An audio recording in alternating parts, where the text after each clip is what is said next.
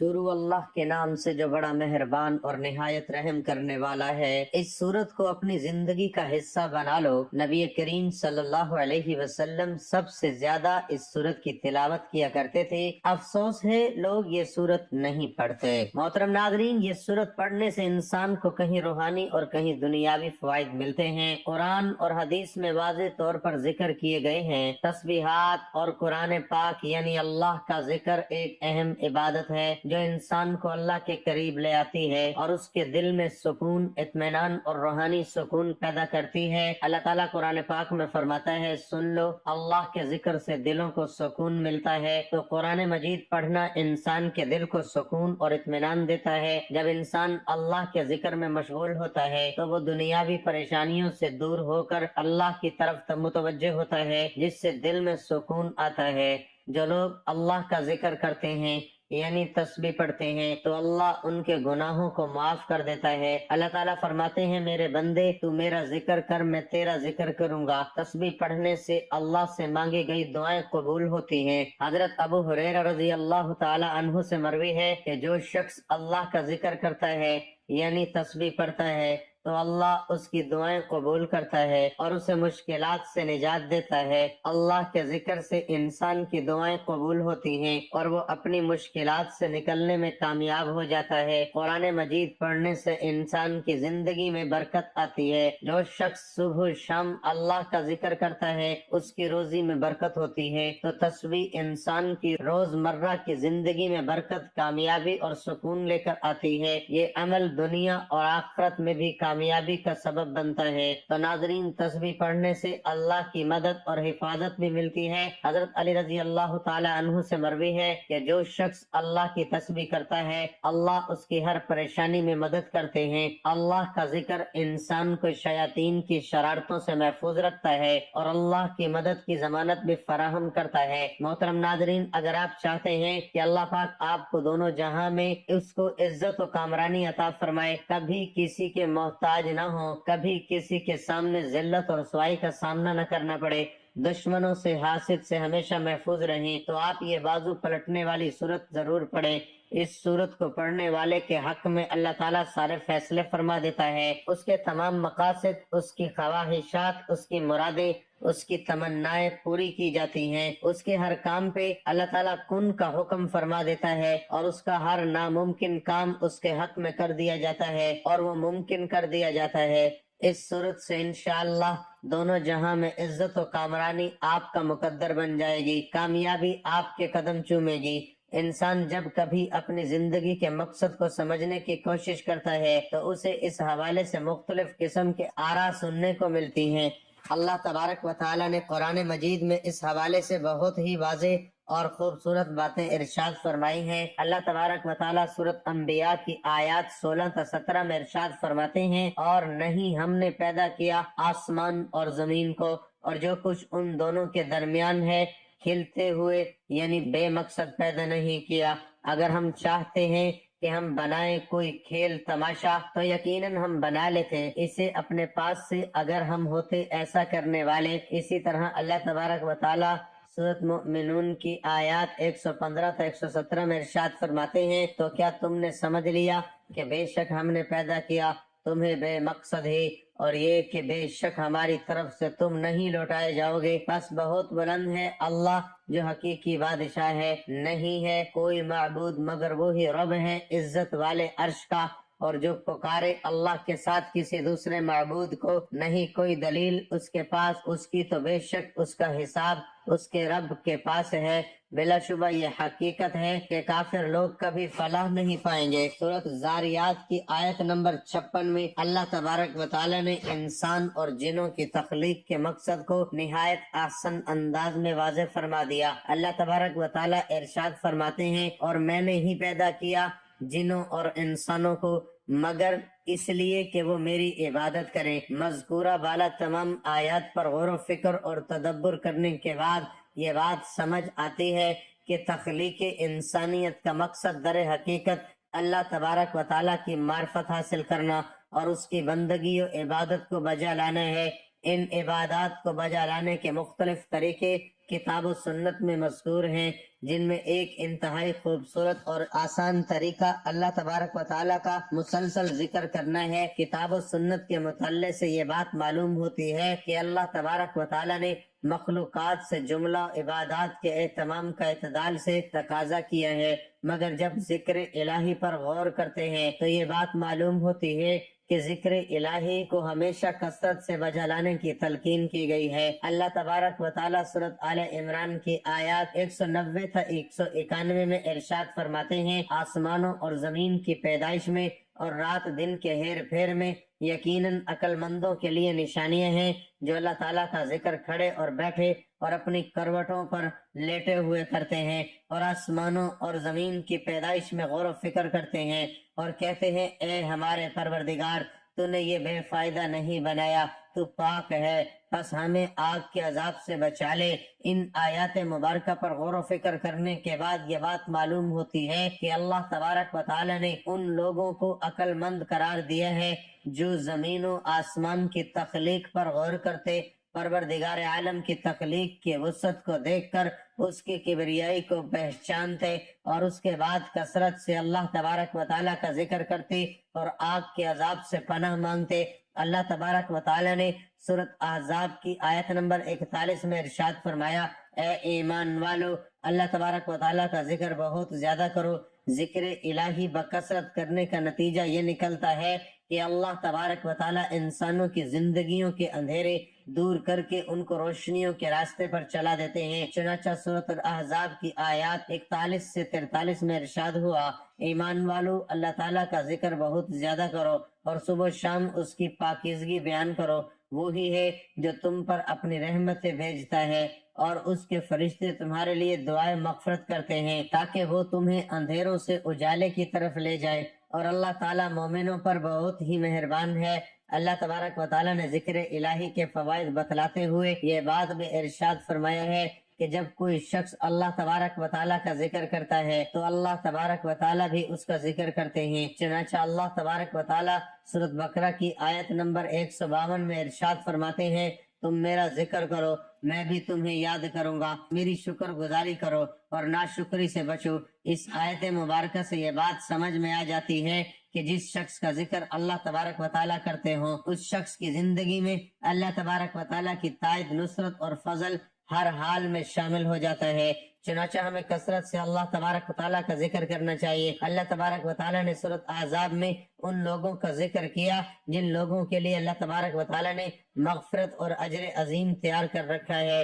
اللہ تبارک و تعالیٰ سورۃ احزاب کی آیت نمبر 35 میں ارشاد فرماتے ہیں، بے شک مسلمان مرد اور مسلمان عورتیں، مومن مرد اور مومن عورتیں، فرما برداری کرنے والے مرد اور فرما بردار عورتیں، راست باز مرد اور راست باز عورتیں، صبر کرنے والے مرد اور صبر کرنے والی عورتیں، عاجزی کرنے والے مرد اور عاجزی کرنے والی عورتیں، خیرات کرنے والے مرد اور خیرات کرنے والی عورتیں، روزے رکھنے والے مرد اور روزے رکھنے والی عورتیں، کثرت سے اللہ کا ذکر کرنے والے اور ذکر کرنے والیاں، ان سب کے لیے اللہ تعالیٰ نے وسیع مغفرت اور بڑا ثواب تیار کر رکھا ہے۔ اس آیت مبارکہ سے یہ بات معلوم ہو جاتی ہے کہ وہ لوگ جن کے لیے اللہ تبارک و تعالیٰ نے وسیع مغفرت اور بڑا ثواب تیار کر رکھا ہے، ان لوگوں میں بکثرت اللہ تبارک و تعالیٰ کا ذکر کرنے والے مرد اور عورتیں بھی شامل ہیں۔ نماز کی ادائیگی کا ذکر کرتے ہوئے اس بات کو بیان کیا گیا، نماز فحاشی اور برائی کے کاموں سے روکتی ہے۔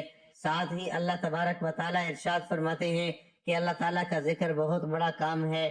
سورۃ عنکبوت کی آیت نمبر 45 میں ارشاد ہوا، جو کتاب آپ کی طرف وحی کی گئی ہے اسے پڑھیے اور نماز قائم کریں، یقیناً نماز بے حیائی اور برائی سے روکتی ہے۔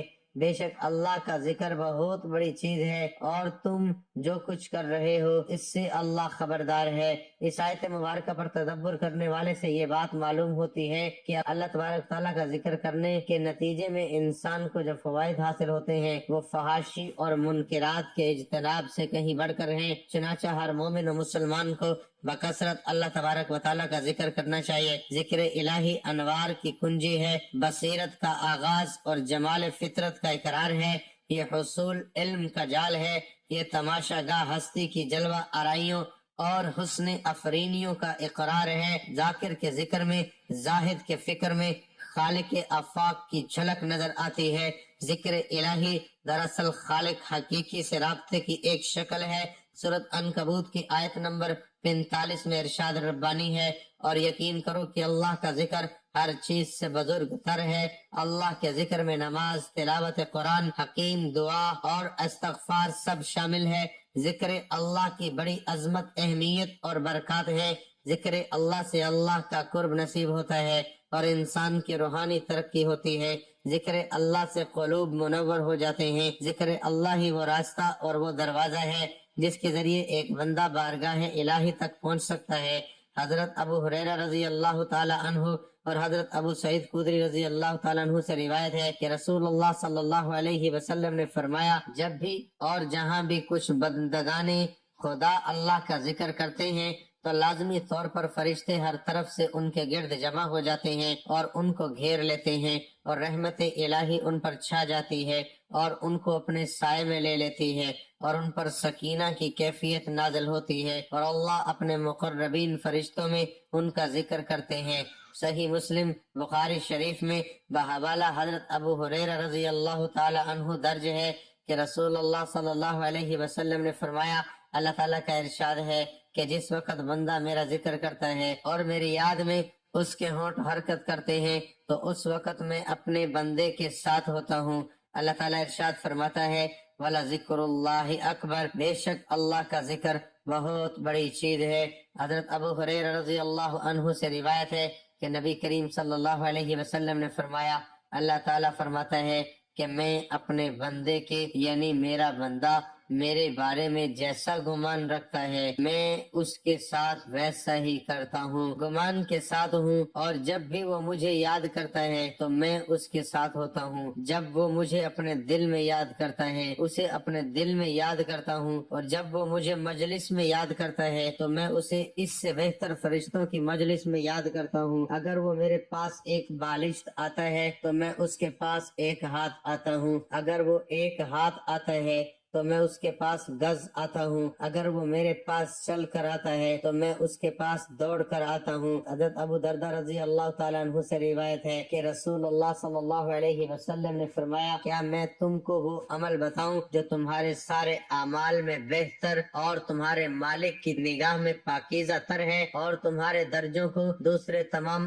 اعمال سے زیادہ بلند کرنے والا ہے، اور اللہ کی راہ میں سونا اور چاندی خرچ کرنے سے بھی زیادہ اس میں خیر ہے، اور اس جہاد سے بھی زیادہ تمہارے لیے اس میں خیر ہے جس میں تم اپنے دشمنوں اور خدا کے دشمنوں کو موت کے گھاٹ اتارو اور وہ تمہیں ذبح کرے اور شہید کرے۔ صحابہ رضی اللہ تعالیٰ عنہ نے عرض کیا، ہاں یا رسول اللہ صلی اللہ علیہ وسلم، ایسا قیمتی عمل ضرور بتلائیے۔ آپ نے فرمایا، وہ اللہ کا ذکر ہے، وہ اللہ کا ذکر ہے، وہ اللہ کا ذکر ہے۔ ابن ماجہ میں لکھا ہے کہ حضرت ربیع بن کعب اسلمی رضی اللہ تعالیٰ عنہ رات کو آپ کے آستانہ اقدس پر پہرا دیتے تھے۔ وہ بیان کرتے ہیں کہ جب آپ کی تسبیح اور تہلیل کی آواز سنتے سنتے میں تھک جاتا تھا اور مجھے نیند آ جاتی تھی۔ بقول علامہ شبلی نعمانی، اٹھتے بیٹھتے چلتے پھرتے کھاتے پیتے سوتے جاگتے، وضو کرتے نئے کپڑے پہنتے سوار ہوتے سفر میں جاتے واپس آتے گھر میں داخل ہوتے مجلس میں قدم رکھتے، غرض ہر حالت میں دل و جان ذکر الہی میں مصروف رہتے۔ آپ سواری پر بیٹھے بیٹھے نفل ادا فرماتے، سواری کا جانور جدھر چل رہا ہے آپ ادھر ہی چہرے مبارک نماز کی نیت فرما لیتے ہیں، اس کی پرواہ نہیں فرماتے تھے کہ قبلے کی طرف رخ مبارک ہے یا نہیں۔ آپ میدان جنگ میں بھی یاد الہی سے غافل نہیں تھے۔ بدر کے غزہ میں خشوع و خضوع سے دونوں ہاتھ پھیلا کر بارگاہ میں دعا کر رہے تھے۔ اس بے خودی کے عالم میں ردائے مبارک کندھے سے گر پڑی اور حضور کو خبر تک نہیں۔ حضرت علی رضی اللہ تعالیٰ عنہ 3 بار میدان جنگ میں حاضر ہوتے ہیں اور ہر بار یہ دیکھتے ہیں کہ پیشانی مبارک زمین پر ہے۔ دور حاضر میں بے سکونی کی کیفیت ذکر الہی سے بہتر بنائی جا سکتی ہے۔ اللہ تعالیٰ ہمیں ذکر و اذکار میں مشغول رہنے کی توفیق عطا فرمائے، آمین۔ ناظرین، اب ہم جان دیتے ہیں کہ آپ نے کیا وظیفہ پڑھنا ہے، کیسے پڑھنا ہے۔ تو ناظرین، جو بندہ قرآن مجید پڑھا ہے اپنے کسی بھی مقصد کے لیے، کسی بھی حاجت کے لیے، کسی بھی مشکل یا پریشانی سے نکلنے کے لیے، خاص طور پر اپنے حق میں فیصلے کے لیے، اللہ کی فوری مدد اور فیصلہ ان کے حق میں ہو جاتا ہے، اس کے راستے سے ہر رکاوٹ فوراً دور ہو جاتی ہے۔ یہ تسبیح بازی پلٹ دیتی ہے۔ یعنی ہر ناممکن کام کو ممکن کر دیتی ہے۔ ایک تسبیح کو کسی بھی حاجت کے لیے 101 بار اول و آخر درود پاک پڑھ کر لازمی پڑھیے۔ خاص طور پر اس تسبیح کو فجر یا عصر کی نماز کے بعد پڑھیں۔ کسی بھی نماز کے بعد آپ پڑھ سکتے ہیں، لیکن کوئی بھی نماز پڑھنے کے بعد آپ نے سب سے پہلے درود پاک پڑھنا ہے۔ ایک بار ثواب کے لیے میرے ساتھ بھی پڑھ لیں۔ اللہم صلی علی محمد وعلی آل محمد کما صلیت علی ابراہیم وعلی آل ابراہیم انک حمید مجید۔